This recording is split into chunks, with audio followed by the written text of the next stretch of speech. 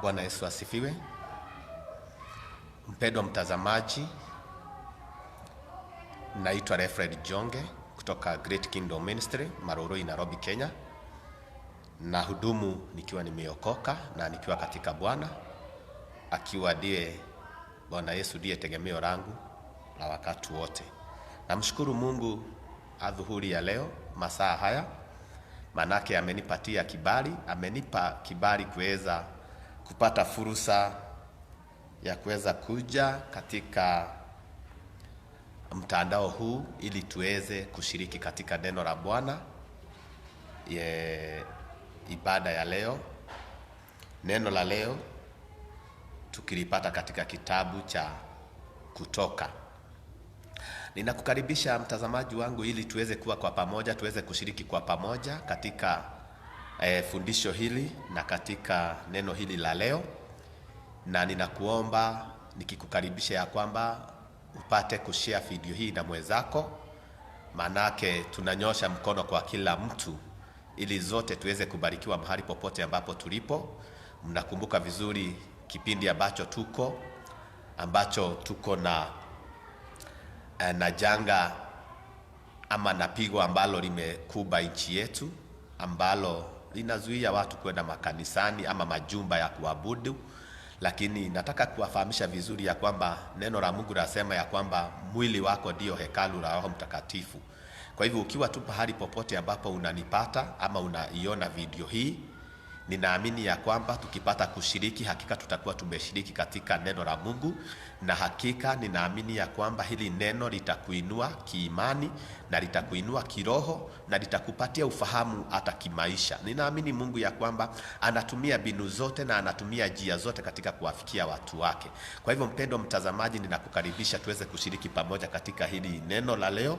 Tuko na muda kidogo ambao uko mbele yetu ambapo tutaenda kushare ama kushiriki hili neno kwa pamoja, na ninakuomba ufanye jambo moja la maana sana, kuweza kushare video hii kwa mwenzako ama kwa kikundi kingine chochote, ili kwa pamoja tuweze kupata kushiriki katika ibada hii ya leo tunapomtolea Mungu ibada hii.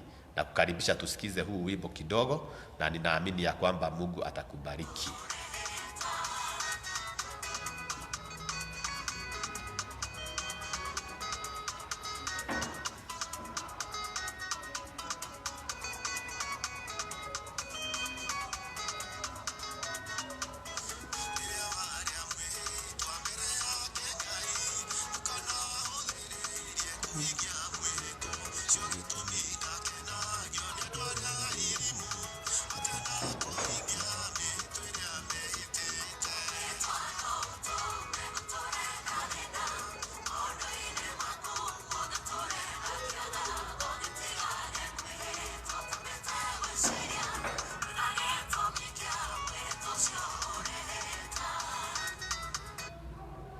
Mpendwa mtazamaji, ninaporejea tena na kuomba tushiriki pamoja katika ibada hii ya leo tunapoenda kusoma ujumbe huu wa Mungu Jumapili ya leo. Kumbuka hii ni Jumapili ya kwanza ya mwezi wa 4, na ambapo naamini ya kwamba ninajua ya kwamba ni Jumapili ya pili ambapo makanisa mengi hayajafunguliwa, ama makanisa yote katika nchi yetu ya Kenya hayajafunguliwa kwa sababu ya janga ambalo limetukuba kama nchi la ugonjwa ambao unaletwa na virus ambayo inaitwa coronavirus, ambayo imehangaisha watu. Na ninajua ya kwamba hapo baadaye tuliweza kuangalia na kusoma mambo kadhaa na kuangalia ufahamisho ambao tunapewa na serikali yetu, na tukasema ya kwamba ni vizuri kuweza kutii. Ni kwa maana tunaambiwa tutii wale wako katika authority. Bwana Mungu akuinue na akubariki sana. Ninakukaribisha tuweze kushiriki katika hii ibada ya hili neno mchana wa leo, na ninakuomba upate kushare hii video na mwenzako. Nimekuambia ninaitwa Reverend Jonge, ninahudumu katika madhabahu ya Great Kingdom Ministry upande wa Maroroi, Nairobi, Kenya. Iko huko Dhome, na tumikia Mungu nikiwa nimeokoka, na kuomba upate kushare hii video ili tuweze kuwafikia watu wengi zaidi. Na pia ukiwa na jambo lolote unaweza ukaandika hapo kwa mtandao, unaweza ukaandika hapo na nitapata kuona jambo ambalo uko nalo, ama tunashiriki pamoja, ama kuna jambo ambalo linakufinya. Maanake mimi niko kwenye madhabahu na ninaamini ya kwamba niko na nafasi nzuri hata ya kwenda mbele za Bwana. Kwa hivyo hata ukiwa na jambo lolote mahali ulipo, ni vizuri utaandika tu hapo kwa mtandao wakati tunaendelea na hili fundisho, na nitauona ujumbe wako na nitashiriki na wewe katika kuomba, na ninaamini ya kwamba Mungu atatenda jambo jema kwa maisha yako na atakuonekania na atatenda. Maanake Mungu ako kila pahali na Mungu hawezi kusimamishwa. Haya yote Mungu anayafanya ili sisi kama wanadamu tupate kurejea kwake na tuweze kurudi kwake, ili tupate kuongozwa na yeye katika njia iliyo ya sawa. Na kwa hivyo tunashukuru katika kila jambo na kumwambia Mungu ya kwamba anastahili. Kwa hivyo ukiwa na jambo lolote utaandika hapo kwa mtandao na nitaona, na utashare hii video na wenzako na vikundi ambavyo viko karibu na wewe, na ninaamini Mungu ya kwamba tutabarikiwa. Fundisho letu la leo ama neno letu la leo tutalipata katika kitabu cha Exodus. Tutapata maneno katika Exodus kuanzia hapo 5 tutasoma mstari 1, 8 tutasoma mstari 2, na tutaenda tukiangalia hivyo. Na ujumbe wetu ama theme yetu ya fundisho la leo ni kwamba Njooni tumwabudu Mungu. Njooni tumwabudu Mungu, ama let us worship the Almighty God all together. Tuweze kurudi kwa Mungu, tuweze kutoea Mungu ibada ya sawa. Huo ndio ujumbe ambao nataka tushiriki kwa pamoja leo. Njooni tumwabudu Mungu kwa pamoja. Njooni tumwabudu Mungu, sote tumrudie Mungu, tumwabudu Mungu, tumtolee Mungu ibada. Kwa hivyo nakukaribisha unapojiandaa kuangalia hata na Biblia yako, hata na kuangalia mahali ambapo utaweza kunipokea vizuri. Nitaomba tena tushiriki wimbo kidogo tu, na baadaye tuweze kuanza fundisho letu.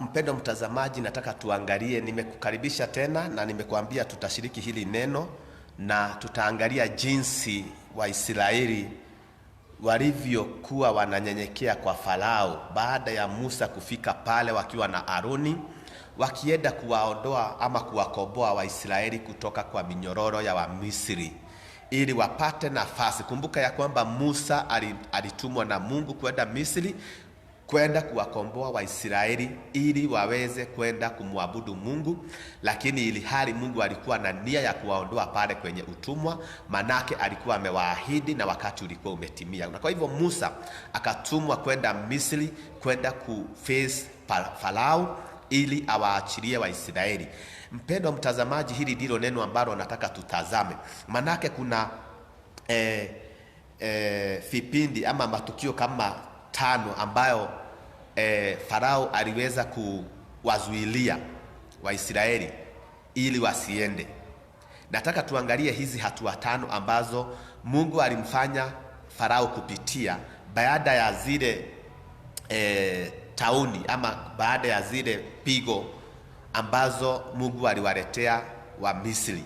Lakini Farao akaufanya moyo wake mgumu na asiruhusu Waisraeli watoke pale, na akiwa na sababu ama vijisababu 5 ambavyo alisimama nazo. Nataka tukasome kwanza katika pale mlango wake 5 katika kitabu cha Exodus ama kitabu cha Kutoka, na tuone wakati Musa alienda kuface Farao mara ya kwanza alimwambia nini. Nataka nikusomee katika mstari huo wa kwanza na wa pili wa mlango wa 5. Wasema hivi: hata baadaye Musa na Aroni wakaenda wakamwambia Farao, wakasema, Bwana Mungu wa Israeli asema hivi, wape watu wangu ruhusa waende ili kunifanyia sikukuu jangwani. Mstari wa pili wasema, Farao akasema, Bwana ni nani hata nisikilize sauti yake, na kuwapa Israeli ruhusa waende zao? mimi simjui Bwana, wala sitawapa Israeli ruhusa waende zao. Mpendwa mtazamaji, wakati Musa na Aroni walipomuelekea ama walipomwendea Farao mara ya kwanza, walimwambia ya kwamba Mungu amesema awaruhusu Waisraeli kutoka Misri na awaachilie waweze kwenda kumfanyia Mungu sikukuu ama ibada jangwani. Lakini tunaona ya kwamba Farao alijibu na kusema ya kwamba huo Mungu ambaye mnasema simjui, na huo Mungu ambaye mnasema siwezi kusikiliza sauti yake, na kwa hivyo sitawaruhusu Waisraeli waondoke waende kumfanyia Mungu wao sikukuu. Mpendo mtazamaji, tunapoanza hii fundisho la leo ama hili somo la leo, nataka ukafahamu ya kwamba hivi ndivyo dunia siku hizi imesimama.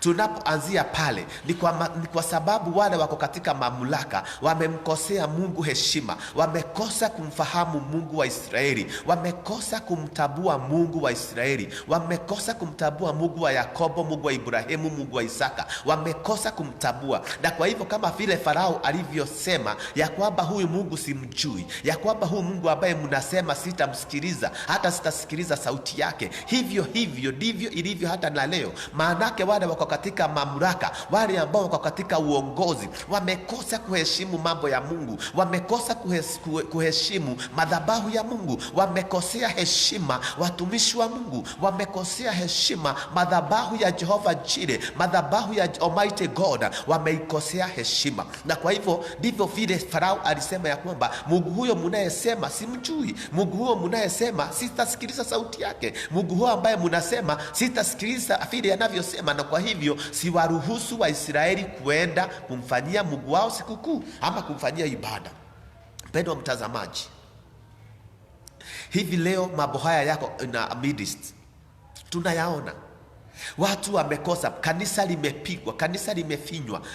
Hata wale ambao wako katika mamlaka ya kanisa, hata mamlakani mwa kanisa, watu wamepiga kanisa kupitia kufanya mambo machafu, kupitia kufanya mambo ambayo hayampendezi Mungu. Ni kama kwamba pia wao kwa mazao yao na matunda yao wanasema ya kwamba hatumjui Mungu huu, hatumuogopi Mungu huu tena, hata kama tulikuwa tunamjua. Wachungaji wamebadilika, mapasta wamebadilika, maprofeti wamebadilika, maapostles wamebadilika, watu wengi wamebadilika, watu ambao wameokoka wamebadilika. Watu wanafanya vile wanavyotaka kanisani. Ni kama kwamba wanatoa sauti kusema hatumtabui Mungu huu tena, hata kama tulimjua mbeleni, lakini sasa hivi hatumtabui. Huu ndio ujumbe ambao Farao alianza nao wakati Musa na Aroni walipomwendea kumuomba ya kwamba awaruhusu Waisraeli waondoke Misri waende wakamfanyie Mungu wao sikukuu jangwani. Mpendwa mtazamaji, nataka turuke kutoka hapo ambapo tumeona Firauni akikataa kumtabua Mungu. Nataka tuweze kuruka mpaka mlango wake wa 8, Exodus chapter number 8. Nataka tusome hivyo kwa haraka, baadaye tutaweza kujumulisha yote na tutaangalia ujumbe wetu unatuelekeza wapi. Ndio posa tuko na theme ambayo inasema let us worship the Almighty God all together. Tuweze kumwabudu Mungu wetu, tuweze kurejea kwa Mungu, tuweze kuja kwa Mungu sisi sote kama nchi, kama watu ambao wameitwa, kama Wakenya, kama watu wote wa dunia, tuweze kurejea kwa Mungu, tuweze kumwabudu Mungu. Mungu anatuhitaji. Mungu alimuumba mwanadamu ili apate kumwabudu na kumpendeza akiwa hapa duniani. Nataka turuke pamoja mpaka Kutoka ama Exodus chapter number 8. Gonna read from verses number 25 to verses number 28. Nitaendelea kusoma kwa Kiswahili. Neno la Mungu lasema hivi katika kitabu cha Kutoka mlango wa 8 kuanzia mstari wa 25 hadi 28. Neno lasema hivi: Farao akawaita Musa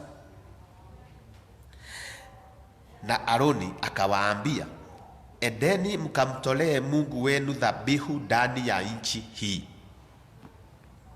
Endeni mkamtolee Mungu wenu sikukuu ndani ya nchi hii. Mpendwa mtazamaji, baada ya Farao ama Firauni kukataa Waisraeli kutoka, na baada ya kukataa kumtabua Mungu, Mungu alileta tauni katika nchi ile ya Misri. Na pale wakati Mungu alileta tauni katika nchi ya Misri, tunaona ya kwamba Mungu alileta tauni vipindi tofauti. akazimwaga pale Misri. Na Mungu alipoanza kuleta tauni, ukiangalia pale kuanzia mlango wa 7 mstari wa 14, wakati Mungu alimwambia Musa na Aroni ya kwamba katika fimbo ambalo walikuwa nalo waweze kuguza maji wakati Farao alikuwa anaoga, na maji yote yakabadilika kuwa damu. Tukaona pale katika mlango wa 8 pale ikianzia pale mwanzo, tauni ya pili ambao Mungu aliwaletea wa Misri vyura ama frogs ambavyo vilijaa kila pahali. Na katika mlango huo wa 8 tunaona pale kuanzia katika mstari wa 16 Mungu akileta zile rice, zile sijui vinaitwa nini, vile vinakula watu kwa kichwa, rice, vikachaa kila mahali popote ambapo ni kwa Wamisri. Na katika huo mlango tunaona Mungu akileta inzi. Na wakati Mungu alileta inzi, na neno la Mungu linaziita mainzi, maanake zilikuwa kubwa na zilikuwa nyingi. Hizi inzi hazikuwa inzi za kawaida, alizileta zikiwa nyingi sana katika mahali pale, na zikawa zina waudhi wa Misri sana, zikawa zina waudhi wa Misri kwa njia kubwa sana, zikawafinyilia, zikawaletea kutotosheleka, zikawakosesha amani. Mpendo mtazamaji, hiyo ya inzi ilikuwa ni tauni ya 4. Nataka tusimamie pale kidogo tukisikiza huo wimbo, ili tukuje tena tuendelee mbele na hili fundisho.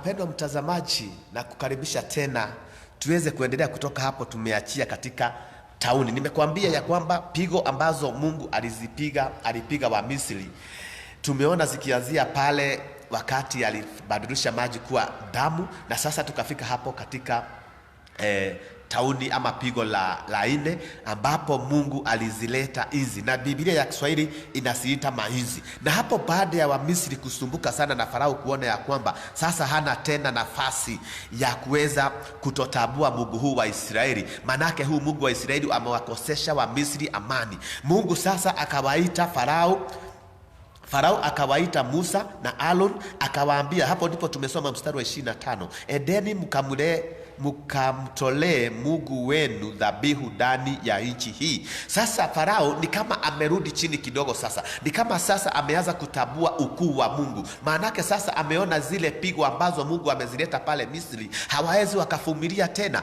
hawawezi wakaendelea nazo. Kwa hivyo sasa akawa ni kama anarudi chini kidogo, akaanza sasa kumfahamu Mungu wa Israeli, akaanza sasa kumtabua Mungu wa Israeli. Na sasa hapo ndipo sasa anamwambia Musa na Aaron, endeni sasa mkamtolee Mungu wenu dhabihu, ama hiyo sikukuu ambayo mnasema, lakini msiondoke hapa Misri, mumtolee Mungu wenu hiyo ibada hapa Misri. Mpendwa mtazamaji, ni mara ngapi umekuwa ukitaka kutoka kwenye utumwa? Ni mara ngapi kanisa la Mungu limekuwa likitaka kujinasua katika minyororo ya kidunia, lakini unakuta ya kwamba walio katika mamlaka ya dunia hii wanawazuilia watu wa Mungu kwenda kumtolea Mungu ibada. Ni mara ngapi wewe mpendwa mtazamaji umekuwa ukitaka kuingia katika kumtumikia Mungu, umekuwa ukisema ya kwamba mwaka ujao nitaokoka, ya kwamba mwezi ujao nitaokoka, lakini unakuta kuna vizuizi ambavyo vinakuzuilia, ambavyo vinakuambia hata ukiwa hivyo ulivyo, bado utamwabudu Mungu na atasikia. Hata ukiwa kwenye dhambi, bado utamwabudu Mungu na atasikia. Hata bado ukiwa unaibia watu, hata wakati unaenda kuiba, si unaitaga Mungu, si unaombaga Mungu akulinde. Hata wakati unaenda kufanya usherati, si unaombaga Mungu akulinde maisha yako, usikutane na magonjwa, yani kuna kizuizi, kuna ka spirit, kuna that kind of demon ambayo inakuonyesha ya kwamba hata vile ulivyo uko sawa. Wewe abudu Mungu ukiwa katika nchi hii ya Misri. Wewe endelea kumtumikia Mungu. Si hata wakati unafanya dhambi, si baadaye unaenda kanisani na unashiriki katika kikundi cha praise and worship na unaendelea kumtumikia Mungu. Si hata sauti yako ni sawa, si unatoleaga Mungu sifa, si unamwibiaga Mungu nyimbo za kumwabudu hata kama unatenda dhambi. Wewe bado kaa tu, endelea kumwabudu Mungu ukiwa hapa Misri. Hivyo ndivyo Farao anamaanisha. Anamwambia Musa na Harun, endeni mkamtolee Mungu wenu dhabihu, lakini hapa Misri. Hivyo ndivyo wapendwa watazamaji, tunavyozuiliwa na shetani. Wakati shetani anatuletea vijisababu vya kuwa katika our comfort zone, za kuwa katika pahali petu ambapo tunafanya dhambi, ili hali shetani anatuambia hata tukiwa kwenye dhambi bado tunaendelea kushiriki katika ibada. Bado unaendaga kanisa, si wewe bado ni mshirika wa kanisa fulani, na hata kama unatenda dhambi, na hata kama wewe ni mshirikina, na hata kama wewe ni msherati, na hata kama wewe ni mwizi, na hata kama wewe ni unasengenya watu, na hata kama wewe ni homosexuality, hata kama wewe unashiriki dhambi hizi zote, shetani anakuonyesha ya kwamba hivyo ulivyo uko sawa, na anakuonyesha ya kwamba hamuna haja kuchukua hatua ya kuokoka, na anakuonyesha ya kwamba si bado unashiriki kanisa, si unaendaga kwa ibada. Kaa tu hapo, abudu Mungu ukiwa hapa Misri. Hivyo ndivyo shetani amezuilia watu wengi wa Mungu hivi leo. Watu wengi wa Mungu wamezuiliwa hivyo. Shetani anakuambia kaa hapa, abudu Mungu ukiwa hapa, usiende. Lakini ukumbuke pale ambapo tumeona Musa akimwendea Farao mara ya kwanza. Amemwambia Musa na Harun wakaenda wakamwambia Farao, wakasema, Bwana Mungu wa Israeli asema hivi, wape watu wangu ruhusa waende ili kunifanyia sikukuu jangwani. Lakini sasa shetani hataki utoke pale kwake uende jangwani. Manake kumbuka, katika jangwa ndiko tunatengenezwa. Kumbuka, katika jangwa ndiko Mungu anapata kututokea ili tuweze kumjua, ili tuweze kujuana na yeye. Kumbuka ya kwamba pale jangwani ndipo Mungu anaenda kukutana na watu wake. Mpendwa mtazamaji, shetani anatuzuilia na kutuambia ya kwamba hata tukiwa kwenye dhambi bado tunamtolea Mungu ibada. Na hivyo ndivyo unakuta ya kwamba Mungu kutambuliwa, Mungu anatafuta kusikilizwa. Ndivyo unaona ya kwamba Mungu anazileta hizi vitu vyote ambavyo vinakuba dunia hii, ili watu wa Mungu wamgeukie Mungu, warudi kwake Mungu, sababu anataka tumsikilize. Mungu anataka tumtabue. Mungu anataka tusikilize sauti ile ya kwanza ambayo alituzungumzia nayo, ya kwamba tutoke Misri twende tukamtolee Mungu sikukuu ama ibada jangwani. Mpendwa mtazamaji, tunapoendelea mstari wa 26 katika mlango wa 8 wa kitabu cha Kutoka, neno lasema hivi: Musa akasema, haitupasi kufanya hivyo, kwa kuwa tutamchinjia sadaka Bwana Mungu wetu na hayo machukizo ya Wamisri. Je, tutachinja sadaka ya hayo machukizo ya Wamisri mbele ya macho yao, wasitupige kwa mawe? La, tutakwenda safari ya siku 3 jangwani, tumchinjie dhabihu Bwana Mungu wetu kama atakavyotuagiza. Mpendwa mtazamaji, huo sasa ni mstari wa 26 na 27. Musa akamgeukia Farao akamwambia, hapana. Manake wakati sisi tunampanyia Mungu wetu sikukuu, wakati tunamtolea Mungu wetu ibada, vitu ambavyo tutachinja, wanyama ambao tutachinja, kwa Wamisri ni machukizo. Kwa Wamisri haifai, kwa Wamisri haitawapasa. Kwa hivyo Musa akamwambia Aaron ya kwamba tukifanyia ibada yetu hapa Misri, Wamisri watatupiga kwa mawe, manake tutamchinjia Mungu wetu wanyama ambao kwa Wamisri ni machukizo. Kwa hivyo haitatupasa kumwachinjia ama kumtolea Mungu wetu sadaka tukiwa hapa Misri. Kwa hivyo Musa katika mstari wa 27 akamwambia Farao, lazima tuende safari ya siku 3 jangwani ili tukamfanyie Mungu wetu sadaka, manake yeye Mungu wetu ndiye atakaye tuagiza ni wanyama gani tutakao wachinja kama sadaka. Mpendwa mtazamaji, sisi kama watu ambao wameitwa, wewe kama Mkristo, ni wewe unafaa kufahamu vyema kwamba Mungu wako, Mungu wa Israeli, Yakobo na Isaka, amekuita kufanya nini? Amekuita kumtumikia kwa njia gani? Mahali ambapo uko na unajitia nguvu ya kwamba hata kama uko mahali pale, ya kwamba bado unaendelea kumtumikia Mungu, mahali hapo haipaswi, haikupasi, haitamruhusu Mungu kushuka. Hivyo ndivyo Farao Musa anamface Farao uso kwa uso na kumwambia haitatupasa, manake sadaka ambayo tunamtolea Mungu wetu kwa Wamisri ni machukizo. Hivyo ndivyo na wewe mpendwa mtazamaji wafaa kujinasua kwa shetani, manake ibada za Mungu haziwezi kufanana na ibada za Ibilisi. Ibada ya Mungu ni takatifu, ibada ya shetani ni chafu. Kwa hivyo ili kumpendeza Mungu wako, lazima uondoke kwa vikao vya shetani, lazima uondoke kwa vikao vya Ibilisi ili uende safari ya siku 3 jangwani. Hiyo ni kumaanisha ujitakase. Kwenda safari ya siku 3 jangwani yamaanisha inatupasa sisi kumrudia Mungu wetu, inatubidi sisi kujitakasa ili tuweze kurejea kwa Mungu wetu ambaye ni mtakatifu, tuweze kurejea kwa Mungu wetu ambaye ni mkamilifu, ili tuweze kumfanyia sadaka ambao itampendeza.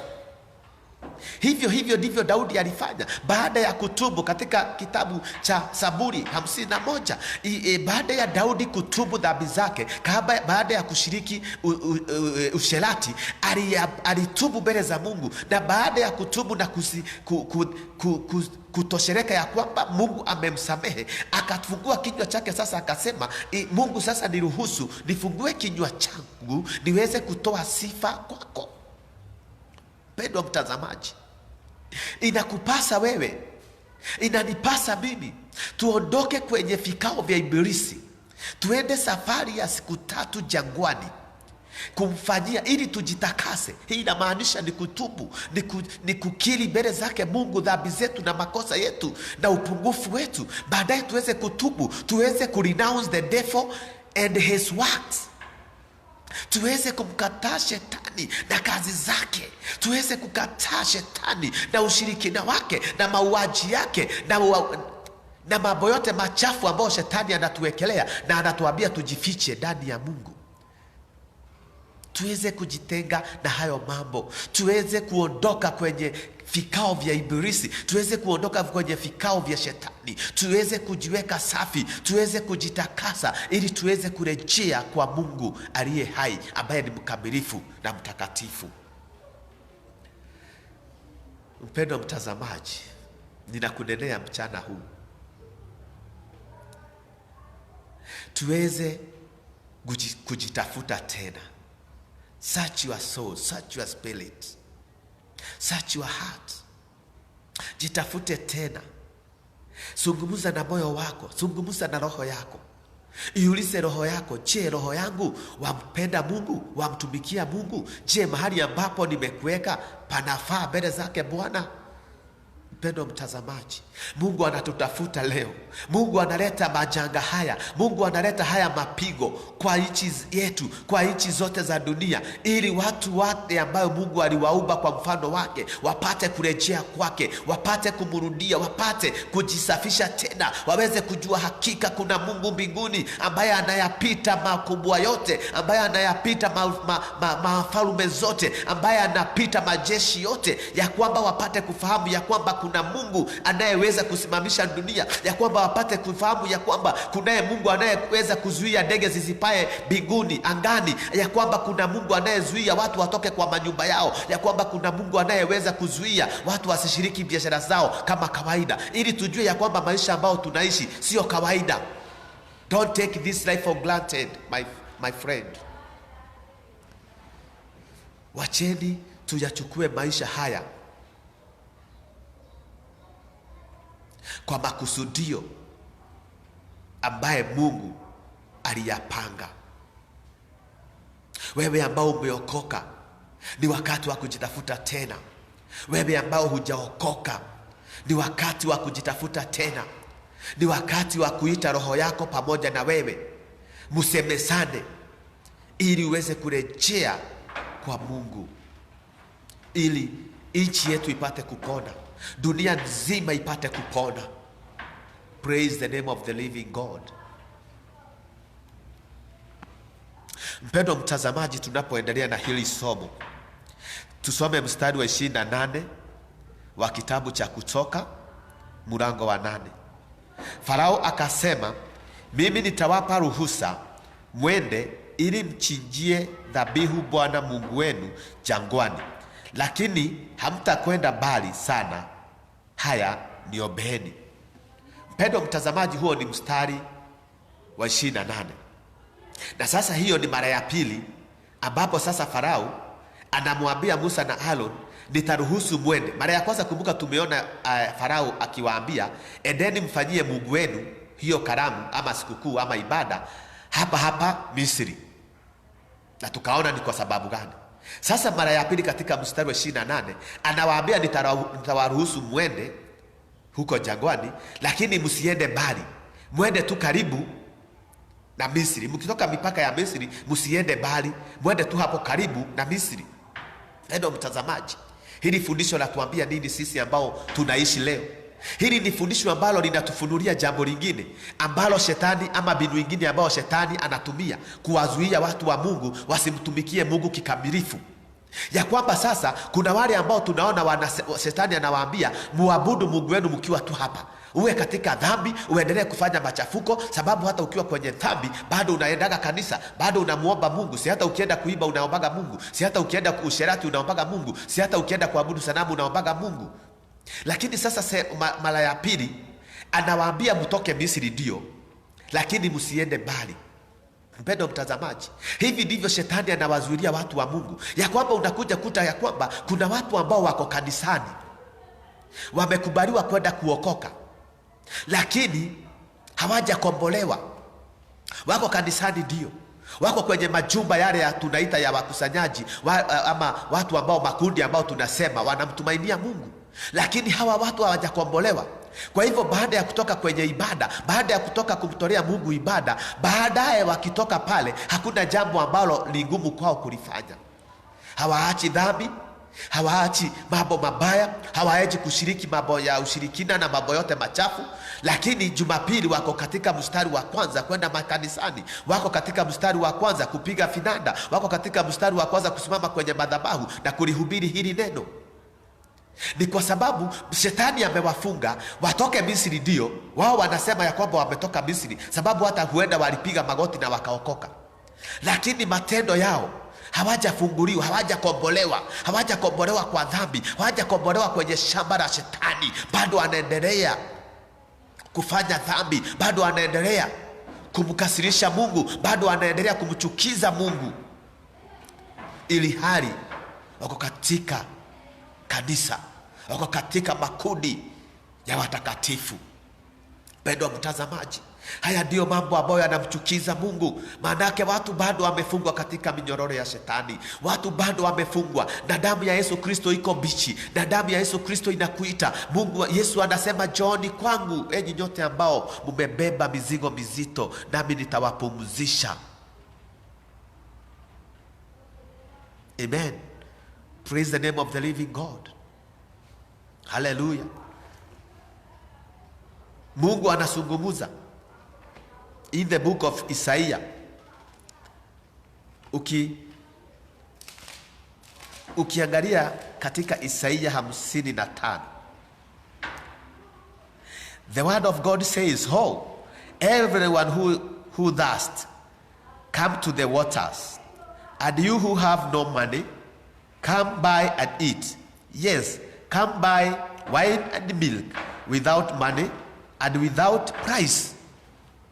Hiyo ni Isaiah 55, New King James Version. Isaiah 55 yasema, njooni kwangu enyi nyote ambao muna kiu, na mtapata kwangu maji. Njooni mununue maji, maziwa na asali, pasipo na kutoa gharama. Yesu anakuita wewe ambao umefungwa kwenye minyororo, wewe ambao umezuiliwa na shetani kwenye makundi yake, ambao tunaangalia tunaona kama kwanza kwamba ni fashion, ambao tunaangalia tunasema ndio ambao ni the trading society, vikundi ambavyo viko juu sasa ni vya watu ambao wanafanya dhambi. Ndio mtazamaji, ni wakati tujitafute tena. Ni wakati ambapo tutarejea kwake Mungu. Mungu anakuita, Mungu anakutafuta. Yesu yuanja, Yesu anabisha mlango wa roho yako, anasema nifungulie, na anasema ukinifungulia nitaingia kwako na nitakula pamoja nawe, nawe utakula pamoja nami. In the book of Revelation chapter 4.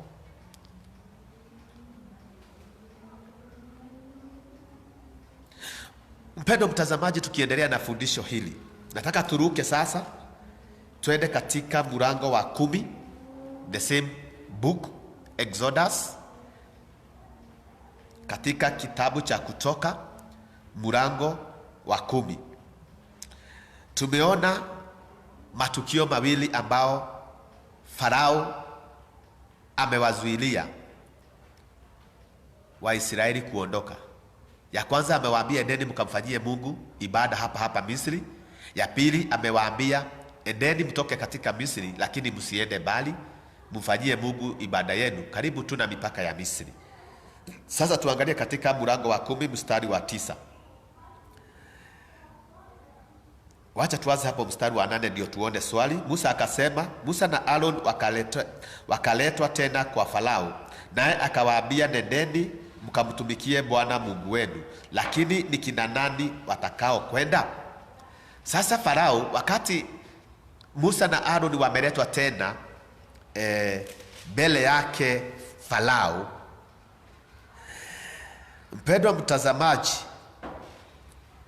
na ukumbuke sasa katikati ya yale matukio mawili ambao wamewazuilia, kumetokea pigo lingine la mvua ya mawe ambayo ilipiga Misri, lakini kule ambako Waisraeli walikuwa wanaishi haikupiga. Hii mvua ikamshangaza Farao sana. Kukaja baada ya mvua, kukaja sasa locust, kama vile munaona zile locust ambavyo vimetokea katika nchi yetu ya Kenya. Kukaja pigo la nzige, na baada ya haya mapigo mawili ya mvua ya mawe na nzige, sasa ikawa tena Farao akatumana Musa na Aaron waletwe kwake. Na walipoletwa, hapo ndipo tumesoma huo mstari wa 8 ya kwamba Farao aliwaambia ya kwamba nitawaruhusu mwende, lakini lazima muniambie ni kina nani watakao kwenda. Sasa tukiangalia mstari wa 9, Musa akamjibu, tutakwenda na vijana wetu na wazee wetu na wana wetu na binti zetu, tutakwenda na kondoo zetu na ng'ombe zetu, kwa kuwa inatupasa kumfanyia Bwana sikukuu.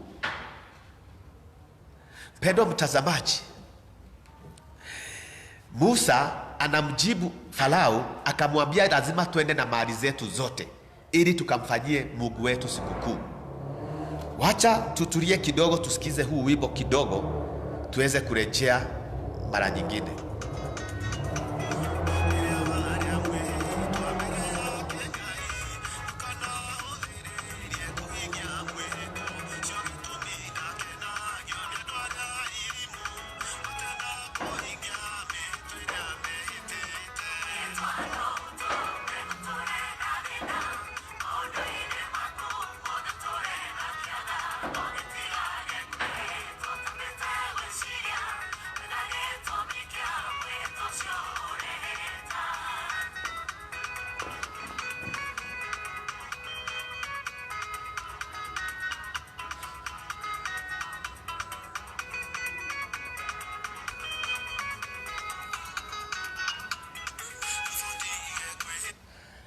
Mpendo mtazamaji, tumerejea tena.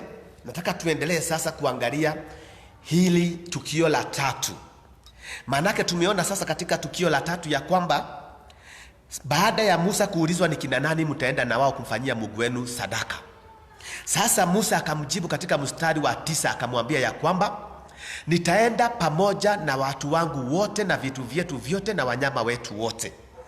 Basi tukiangalia katika mstari wa 10, lakini akawaambia, Bwana na awe pamoja nanyi kama nitakavyo wapa ruhusa kwenda zenu pamoja na watoto wenu. Angalieni, kwa kuwa pana uovu huko mbele yenu, sivyo endeni ninyi mlio watu wazima mkamtumikie Bwana, kwa kuwa ndilo jambo mtakalo. Nao walifukuzwa usoni pa Farao. Mpendwa mtazamaji, nataka usikize hili fundisho vizuri sana. Maanake hivi ni vitukio ambavyo watu wa Mungu wanaendelea kuzuiliwa hivyo na shetani leo hii. Inasema hivi, wakati Farao alisikia ya kwamba wataenda na mali zao zote na mifugo wao wote na watoto wao wote na wake wao wote, Farao akawaambia haitakubalika hivyo. Maanake huko mbele kuna pigo. Yaani anawaambia, if I allow you, kuna kitu kibaya ambacho kitanitokea. Kwa hivyo Farao anawaambia sitakubali mwende hivyo. Kwa hivyo ameleta kizuizi kingine cha kuwazuia watu wa Mungu kwenda kumfanyia Mungu wao ibada. Ameleta kizuizi kingine cha kuwaruhusu watu wa Israeli kwenda kumfanyia Mungu wao. Na tumeona ya kwamba Musa pale mbeleni amewaambia lazima tuende safari ya siku 3 jangwani ili tuende tukamfanyie Mungu wetu sadaka ama sikukuu ama ibada, na lazima yeye ndiye atakayetuambia ni wanyama gani tutakaotoa kama sadaka. Kwa hivyo tunaona sasa tukio la 3, Farao amewaambia endeni nyinyi watu wazima ama nyinyi wanaume. Ukiangalia King James Version, nyinyi wanaume peke yenu ndiye ambao nitawaruhusu kwenda kumfanyia Mungu sadaka. Praise the name of the living God. Hivi mpendwa mtazamaji, nataka nikujulishe hivi, kama vile tumeona hayo matukio mengine mawili, pia hapa sasa shetani anatumia mbinu kwa watu wa Mungu leo, kwa kanisa la Mungu leo, na wale watu ambao shetani amezuilia wasimtumikie Mungu. Ameendelea kuwazuilia watu wa Mungu na kuwaambia sasa, nyinyi endeni, baba, nyinyi wazazi endeni mkaokoke, endeni mkamtumikie Mungu, lakini watoto wenu nitabaki nao, na mifugo wenu nitabaki nao, na biashara zenu nitabaki nazo, na mali zenu nitabaki nazo. Na kuona mpendo mtazamaji, endelea kushare hii video tuweze kuwafikia watu wengi. Wewe ambao unashirikiana na mimi, kina Beatrice, kina Happy, kina Bernard, tuendelee kushare na Mungu atatubariki. Mungu ataendelea kututenda mambo mazuri na ya ajabu.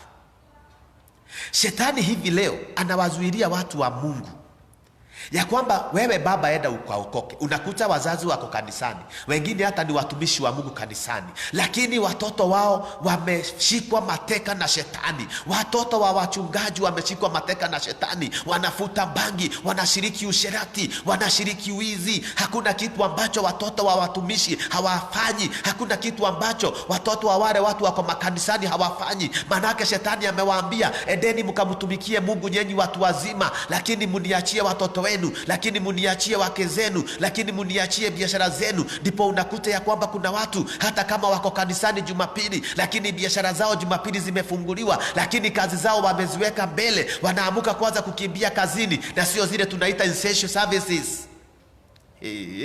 Praise the name of the living God. Mtazamaji, ninakupenda na Mungu anakupenda, na ndio sababu Mungu analeta huu ujumbe ili sisi wenyewe tutafakari haya yaliyotukia watu wa Israeli, hata leo yanatufikia. Haya ambao Waisraeli waliyapitia, hata leo watu wa Mungu wanayapitia. Mpendo mtazamaji, watu wamefungwa na shetani. Shetani amezuilia watu wa Mungu wasiende kumtolea Mungu ibada, na diposa Mungu anatafuta our attention. Diposa Mungu anatafuta tuweze kumuona, kumtambua, tukumbuke ya kwamba kuna Mungu anayeishi mbinguni. Kuna Mungu.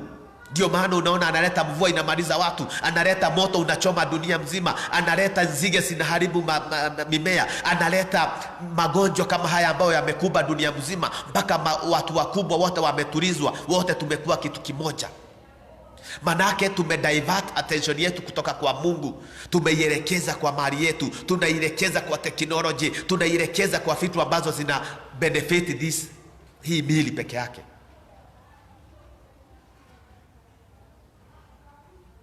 Praise the name of the living God. God bless you wewe ambaye unaendelea kushare hii video ili tuweze kuwafikia watu wengi zaidi na tuweze kupeana ufahamu. Tumebakisha sio sana tuweze kumalizia ujumbe huu wa leo wa Jumapili. Tumeona ya kwamba jambo la tatu, Farao ambao amewaambia Waisraeli, endeni mkamtolee Mungu wenu sadaka, lakini endeni nyinyi watu wazima. Manake nikiruhusu mwende na watoto wenu na wake zenu na mali zenu, mtaenda kupata jambo baya huko mbeleni. Hivyo ndivyo wa shetani anawadanganya watu wa Mungu, ya kwamba hata kama wewe unaenda kanisa na watoto wako hawaendi, utaenda kuwaombea. Hivi ndivyo shetani anadanganya watu, ya kwamba hata kama unaenda kanisani, lakini biashara yako itafutie nguvu za kiganga ili biashara yako ipate kuinuka. Manake hivyo ndivyo watu wote wanafanya, shetani ashindwe. Praise the name of the living God. Mpendo mtazamaji, ili tukibizane na wakati, nataka tukimbie hapo mbele pando katika mlango wa 10. Tuone tukio la 4 ambalo Farao alishiriki kuwazuilia watu wa Mungu kwenda kumtolea Mungu wao ibada. Na tutasoma mstari wa 24 tuone. Nitasoma kwa Kiswahili pia. Farao akamuita Musa na kumwambia, haya, nendeni mkamtumikie Bwana. Kondoo zenu na ng'ombe zenu tu na waachwe, watoto wenu nao na waende.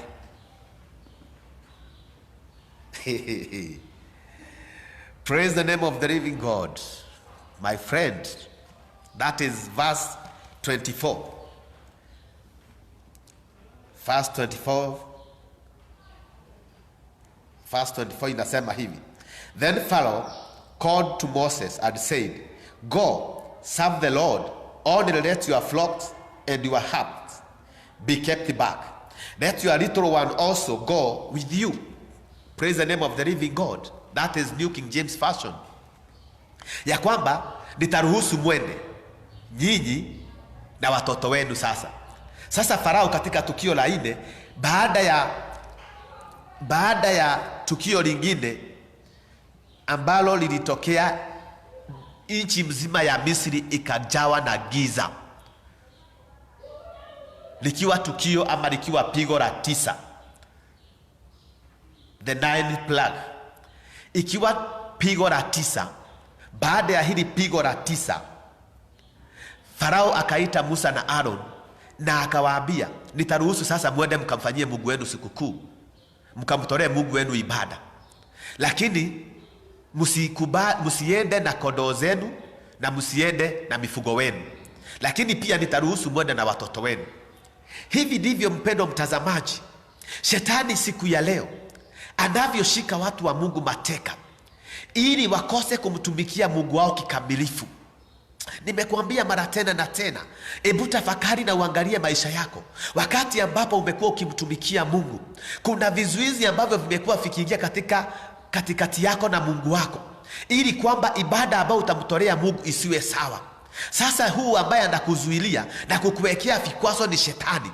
Manake shetani sasa amechukua mamlaka ya dunia hii. Nilikuambia the other day that the Antichrist anafanya kazi, hata igawa anafanya kazi kama amejificha, but ako mamlakani. But the Holy Spirit of God, Roho Mtakatifu wa Mungu, ndiye anayetia kanisa nguvu ili tuendelee kufanya kazi ya Mungu na kuwafikishia watu wengi ujumbe, wapate kuendelea kuokoka na kukombolewa kutoka kwa minyororo ya shetani. Sasa shetani anazuilia watu, anakuambia sasa anaweza kukuruhusu uende kanisani pamoja na watoto wako, lakini biashara yako na mali yako utatafuta nguvu za giza kulinda mali yako.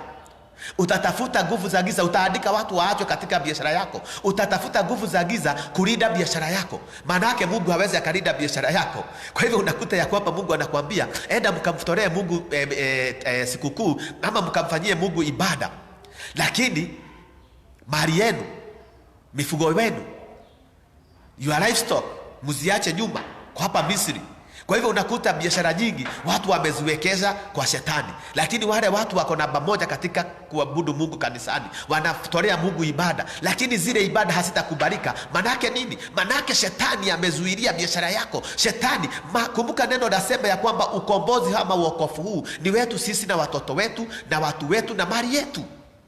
Wakati nimeokoka, hata mali yangu imewekwa wakfu kwa Mungu. Wakati nimeokoka, hata biashara yangu inafaa iheshimu Mungu. Wakati nimeokoka, inapasa hata biashara yangu niiaminie Mungu.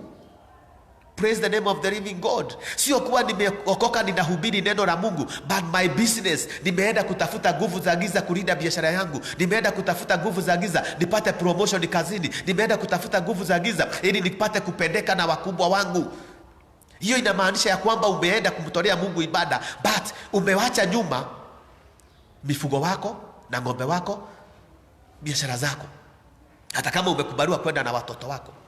Praise the name of the living God. Mpendwa mtazamaji, nataka tuende kwa tukio la mwisho ambalo ni tukio la 5 ambalo Farao alishiriki na ambalo shetani anafanya wakati ya kwamba anaona ya kwamba no otherwise. Nataka tuende mpaka mlango wa 12, mstari wake ni wa 31. Wasema hivi: akawaita, that is chapter 12. Mpendwa mtazamaji, go to chapter 12 of the book of Exodus, kitabu cha Kutoka. That is 12 verse 12, mstari wa 31, verse 31.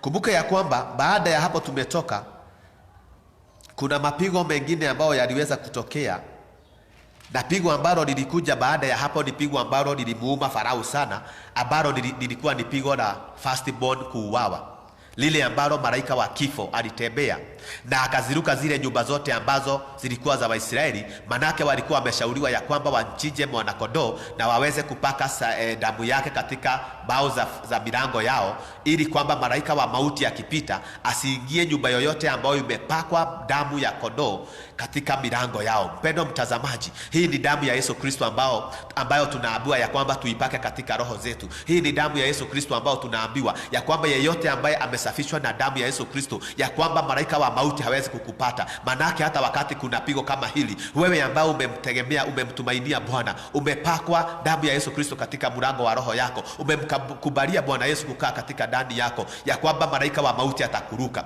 Hivi baada ya hili pigo la Waisraeli wa Misri kuuawa, firstborn wao kuuawa, hapo ndipo sasa Farao akawaita Musa. Nasoma mstari wa 31. Akawaita Musa na Harun usiku, akasema, hata hakungojea kuwe asubuhi: ondokeni, tokeni katika watu wangu, ninyi na wana wa Israeli, enendeni kamtumikieni Bwana kama mlivyosema. Twaeni kondoo zenu, ng'ombe zenu kama mlivyosema, enendeni zenu mkanibariki mimi pia.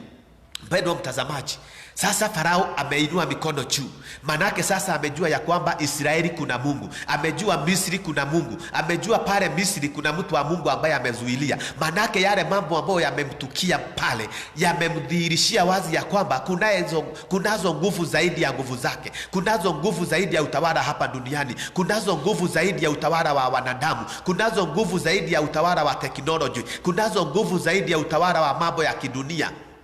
Na akawaita wa Musa na Aaron, hata hakungojea kuwe asubuhi, akawaita usiku ule, akawaambia, sasa ondokeni kwangu, ondokeni katika nchi hii, nyinyi pamoja na Waisraeli wote, pamoja na watoto wote, pamoja na mifugo wenu wote, pamoja na kila kitu chenu, endeni mkamfanyie huyo Mungu wenu sasa dhabihu. Mpendwa mtazamaji, nataka kukusihi hivi ya kwamba wakati wowote ambapo utasimama na Mungu wako katika kweli na katika roho, hakika shetani atatambua ya kwamba wewe ni mtumishi wa Mungu, wewe ni mtoto wa Mungu, na hakika hata kuzuilia, hakika hatazuilia watoto wako, hakika hatazuilia biashara yako, hakika hatazuilia mali yako, hakika hatakuruhusu uondoke kwake. Manake utakapoendelea kukaa kwake hatapata amani, shetani hatapata amani. Ukiingia mahali kuna madhabahu ya shetani, ukiwa na Mungu ndani yako, hakika madhabahu ya shetani lazima yataabudu madhabahu ya Mungu, lazima yatainama mbele ya madhabahu ya Mungu. Kwa hivyo shetani atakwambia, ondoka kwangu, wewe pamoja na mali yako ondoka.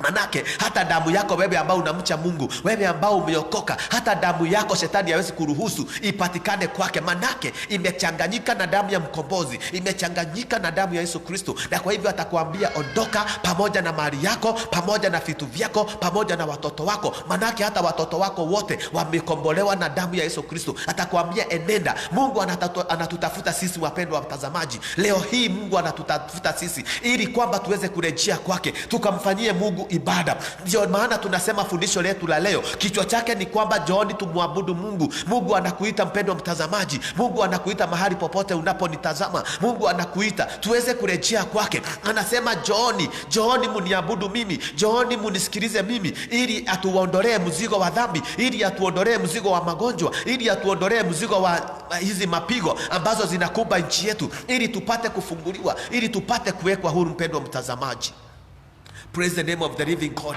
Haijalishi umefungwa na shetani kipindi gani, haijalishi umefungwa na shetani kwa muda gani, leo hii nakutangazia ya kwamba katika jina la Yesu Kristo, ya kwamba minyororo ambayo imekufunga nimeiweka chini katika jina la Yesu. Hili neno linapoachiliwa kwako leo hii, ya kwamba minyororo ambayo imekuzuilia, kama alikuwa ameshikilia biashara yako, na iachilie sasa katika jina la Yesu. Kama alikuwa ameshikilia watoto wako wakawa wafutaji wa bangi, wakawa wanywa wa madawa ya kulevya, wakawa washirikina, wakawa watu wa kushiriki usherati, na wafungulia sasa, na waitisha sasa katika kuabudu Mungu, na waitisha sasa katika jina lililo juu ya majina yote, jina lililo kamilifu kuliko majina yote, na wafungua sasa waweze kurejea, tuweze kumwabudu Mungu kwa pamoja. Tuweze kwenda jangwani tumwabudu Mungu kwa pamoja, tuweze kujitakasa, tuweze kujiweka wasafi, tuweze kumwabudu Mungu pamoja. Sasa hivi tunaweza kuwa tunanawa na maji, tunaweza kuwa tunanawa na sabuni, lakini kunalo moja ambalo ni damu ya Yesu Kristo, ambayo inatakasa roho, ambayo inatakasa mawazo, ambayo inatakasa mili yetu hii, ili iweze kumpendeza Mungu, wakati tunatolea Mungu ibada, iweze kukubalika kwake.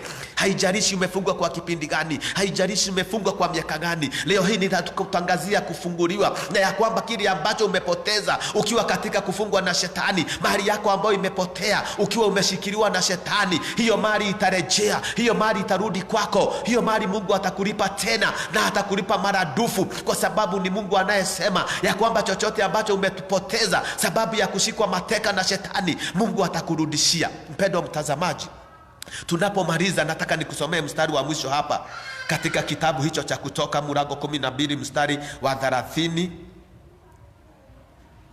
na 6. Yasema hivi: wana wa Israeli wakafanya kama neno lile la Musa,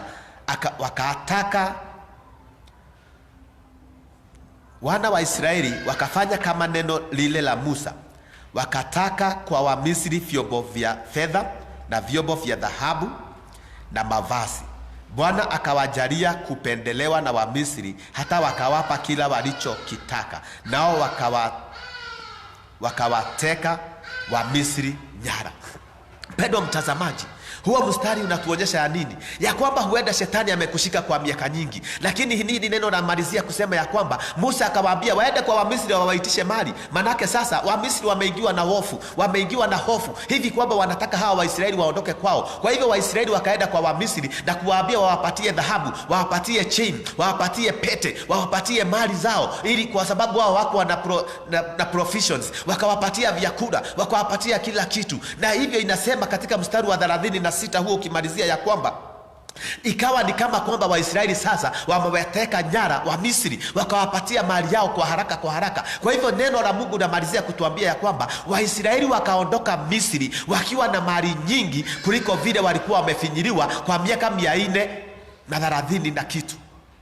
Wakaondoka wakiwa na mali, maanake wa Misri waliwapatia mali zao, cheni zao, dhahabu zao, fedha zao wakawapatia, ili wapate vitu vya kwenda nazo jangwani. Kwa hivyo wakawa ni kama kwamba wamewateka nyara. Mpendwa mtazamaji, nataka kukujulisha, unavyosimama imara katika Bwana, hivyo umekuwa umefungiliwa na shetani, hivyo ambavyo shetani amekuwa amekuzuilia. Shetani amekuwa amezuilia kanisa liziinuke, shetani amekuwa amezuilia familia yako iziinuke. Hivi sasa ninakutangazia ya kwamba shetani atakuachilia, na zile mali ambazo alishikilia utasukumwa pamoja nazo ili uondoke kwake.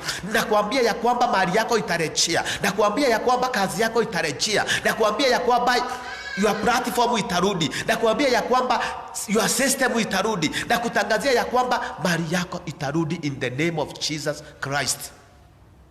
Mpendwa mtazamaji, ninakushukuru kwa sababu ya kushiriki na mimi katika ibada hii. Tunapokaribia kumalizia, kama nchi, kama dunia, Yesu anatuita, Mungu anakuita. The Holy Spirit is calling. Anatuita tuweze kurejea kwake. Na hakika tutakapotambua ya kwamba yeye ni Mungu, haya mapigo yote ambayo yametokea duniani yataondoka. Haya mapigo yote ambayo yamekuba nchi yetu yataondoka. Wakati watu walio katika mamlaka watatambua ya kwamba kuna mamlaka yaliyo juu ya mamlaka yao, our country, nchi yetu itapona. Dunia hii itapona. Kanisa la Mungu litapona. Watoto wetu watakombolewa. Huo ni wakati ambapo tutatambua ya kwamba kuna Mungu. Kuna nguvu zaidi ya nguvu zetu. Kuna nguvu zaidi ya nguvu za mwanadamu. Wakati tutakapotambua hivyo, our country will be healed. Nchi yetu itapona. Mpendwa mtazamaji, zidi kuendelea kushare na kushukuru dada mpendwa Beatrice, na kuona wale wote ambao mmeendelea kushare. Endelea kushare video hii, na ninaamini ya kwamba Mungu atatutenda mambo mema, na ya kwamba tutaweza kuguza roho nyingi in Jesus name. Tunapokuja kumalizia, ili tujiandae, ili tuombe pamoja, wacha tusikilize huu wimbo dakika moja. Thank you Jesus.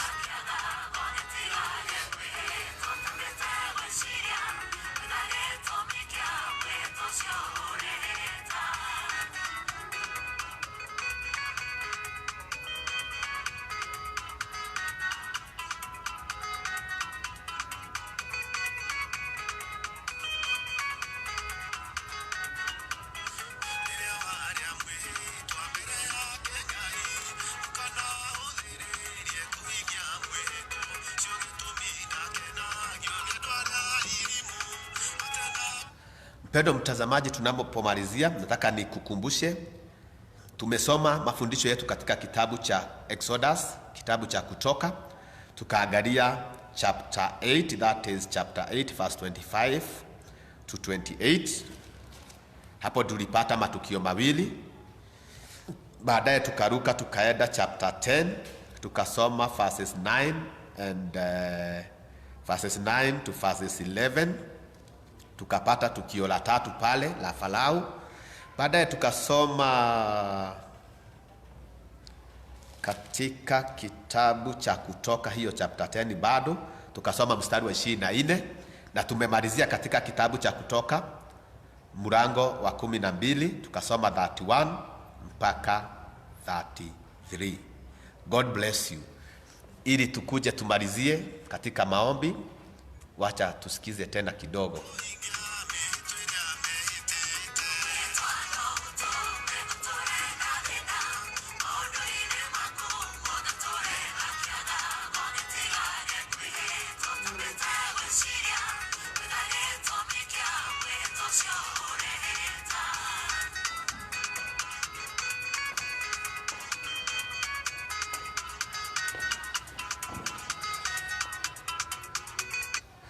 Mpendwa mtazamaji, naomba Mungu tuweze kushiriki kwa pamoja kumshukuru Mungu na kumuomba Mungu atutie nguvu zaidi, ili tuweze kukombolewa kutoka kwenye minyororo ya shetani. Baba Mungu, katika jina la Yesu tunakushukuru, tunasema asante na tunalihimidi jina lako Jehova Jireh. Wewe ni Mungu asiyefananishwa, Mungu asiyelinganishwa, Mungu ambaye ni mwanzo tena mwisho. Tunakushukuru adhuhuri hii Jehova Jireh, na masaa yote wale watazamaji ambapo wananitazama mahali waliko. Mungu Baba, ninalituma neno lako likaweze kuweka watu wako huru, wale ambao shetani amezuilia na kuwaweka mateka katika mipango yake, wale ambao shetani anaambia ya kwamba hawezi kwenda kumwabudu Mungu, ama kumfanyia Mungu sadaka. Wale ambao wamefungwa kwa shetani waone kama kwamba wametosheleka na hata kama wako katika kwa shetani. Wale ambao watoto wao wamefungwa, wale ambao biashara zao zimefungwa na shetani hata ingawa wako katika kanisani. Baba Mungu, ninatuma neno lako ambalo lina nguvu na uwezo. Hili neno lako ninalotuma katika jina la Yesu Kristo liweze kufungua wote ambao wameshikwa mateka na ibilisi, liweze kufungua wote ambao wamefinyiliwa na shetani, liweze kufungua wale wote ambao wamezuiliwa na mambo ya kiteknolojia, liweze kufungua wote ambao wamefumbwa macho na shetani wasiweze kuona ukweli, wale ambao wamefumbwa masikio yao na shetani wasiweze kufahamu ukweli. Baba Mungu, ninawaweka huru katika jina la Yesu. Ninatangaza kufunguliwa kwao katika jina la Yesu Kristo. Wale ambao wamefinywa katika magonjwa ili kwamba wasione kama kwa Mungu kuna suluhu, Mungu Baba, ninawatangazia uponyaji wa ajabu uweze kuwafikia mahali popote ambapo walipo, wapate kupokea uponyaji katika jina la Yesu Kristo. Mungu Baba, ninaliachilia hili neno lako likatembee mahali popote ambapo kuna mtu ambao ana haja, yule ambaye anakusudi la kutaka kufunguliwa na wewe Baba Mungu, kapate kumfungulia na kumweka huru katika jina la Yesu Kristo. Mungu Baba, ninatangaza amani, ninatangaza kufunguliwa kwa nchi yetu ya Kenya, ninatangaza kwa viongozi wetu wa nchi yetu ya Kenya wapate kujua Mungu, wapate kuona ukuu wako Mungu Baba, waweze kukufahamu na waweze kunyenyekea mbele zako ili nchi yetu ipate kupona. Jehova Jireh, ninakuinua, ninainua madhabahu yako katika nchi yetu ya Kenya. Ninaangusha madhabahu ya ibilisi, ninaangusha madhabahu ya usherati, ninaangusha madhabahu yote ya kutenda dhambi katika jina la Yesu Kristo wa Nazareti. Mungu Baba, ninakuinua, ninakushukuru, ninasema asante kwa sababu Mungu Baba, wewe ni mwingi wa rehema, wewe ni mwingi wa kusamehe. Jehova, utasamehe watu wako ambao hawakuwa na ufahamu, na zaidi ya yote utawapatia ufahamu, na utawapatia ufahamu Baba ili wafungue katika minyororo ya ibilisi katika jina la Yesu Kristo wa Nazareti. Baba Mungu, tunasema asante na tumeomba tukiamini ya kwamba umesikia, na ni katika jina safi la Yesu Kristo aliye Bwana na mkombozi wetu tumeomba na kuamini, amina. Mpendwa mtazamaji, kama uko hapo na ulikuwa unaona ya kwamba umefinyiliwa na shetani na unataka kutoka kwenye minyororo ya ibilisi, sema: Bwana Yesu, naja kwako, nimeona dhambi zangu, ninatubu dhambi zangu kwako, naomba unipokee. Ondoa jina langu kwenye kitabu cha mauti, liandike jina langu katika kitabu cha uzima. Nipe Roho wako Mtakatifu aniongoze, uniongoze katika njia ya sawa, na nitakupenda siku zote, na ili baadaye nikaurithi ufalme wa milele. Na ni katika jina safi la Yesu Kristo nimeomba na kuamini. Sema amina. Ukisema ombi hili, hakika Mungu atakusikia, hakika Mungu atakupokea, hakika maisha yako yatabadilika. Na baada ya hapo ni vyema utafute mahali ambapo mchungaji ambaye atakulisha vizuri, utafute mahali ambapo utasibishwa katika chakula cha kiroho, utafundishwa neno la Mungu katika Biblia vile lilivyo, sababu Mungu wako na watumishi wake kila pahali. Na hakika ninaamini ya kwamba ukimtumainia Mungu hata ruhusu utokee mahali ambapo utapotea. Mungu akutende mema na Mungu akubariki. Nimekuambia tena, ninaitwa Reverend Jonge. Mimi ninahudumu katika madhabahu ya Great Kingdom Ministry Maroroi, Nairobi, Kenya, na ninahudumu nikiwa nimeokoka. Maroroi Kodhome, of bypass ile inatoka Kiambu Road ukielekea Kahawa West, niko pale katika hiyo kijiji kinaitwa Maroroi. Mungu ametubarikia pale, ametupa madhabahu. Ukiwa pale utaulizia Great Kingdom Ministry na unaweza nipata hapo. Na pia katika mtandao huu unaweza kuniandikia kama kuna jambo ambalo ungetaka tushiriki, na ni sana katika spiritual, mambo ya kiroho. Unaweza niandikia hapo katika mtandao. Pia ninapatikana katika YouTube kama Pastor Jonge katika YouTube. Hizi na zingine utazipata pale kwa YouTube, na nyimbo ambazo pia nimesiiba ziko pale YouTube na katika mtandao huu na katika page hii ya Great Kingdom Ministry na Reverend Jonge. Na tukiendelea kuinteract, naamini ya kwamba tutabarikiwa. Na ninakuomba tena, ukiona picha hii na ukiona video hii, isukume kwa mwenzako, share kwa rafiki yako. Manake wakati utakuwa umeshare kwa rafiki yako, utakuwa umeshiriki katika kumhubiria na katika kumfungua, kama kwamba itabadilisha maisha yake. Utahesabiwa kuwa ulishiriki katika kuhubiri hili neno. Mungu akubariki, Mungu akutende mema, na mpaka wakati ambapo Mungu atatujalia kuonana tena, ninasema ya kwamba God bless you. Shalom, shalom, Shalom.